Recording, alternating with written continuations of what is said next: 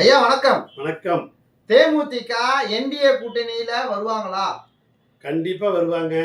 நம்ம சிவன்ராத்திரி அன்னைக்கு ஈசாவுல நம்முடைய மத்திய அமைச்சர் முருகனும், நம்முடைய முன்னாள் மாநில உள்ளாட்சித்துறை அமைச்சர் வேலுமணி அவர்களும் நம்முடைய ஈசா அவருடைய தலைமையில கண்டிப்பா பேசியிருக்கிறாங்க.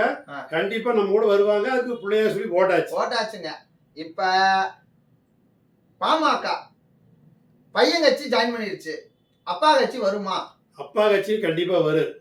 ஏன்னா டிஎம்கேல சேர்த்துனா அங்க இருக்கிற விடுதலை சிறுத்தைகள் வந்து வெளியே போயிருவாப்ல. அதனால கண்டிப்பா டிஎம்கே விடுதலை சிறுத்தை விட போறது இல்ல. அதனால ராமதாஸ் வந்து நம்ம கூட வரணும்.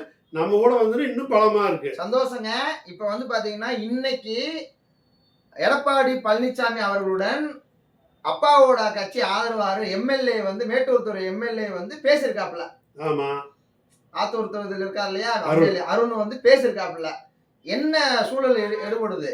கண்டிப்பா அவங்களையும் அரவணைச்சு போய் நம்ம எப்படியா இருந்தாலும் நம்முடைய அணியை பலப்படுத்துவதற்கு நம்முடைய எடப்பாடி அவர்களும் மத்தியில் நம்முடைய பாரத பிரதமர் அவர்களும் அமித்ஷா அவர்களும் அதுல உறுதியா இருக்கிறாங்க.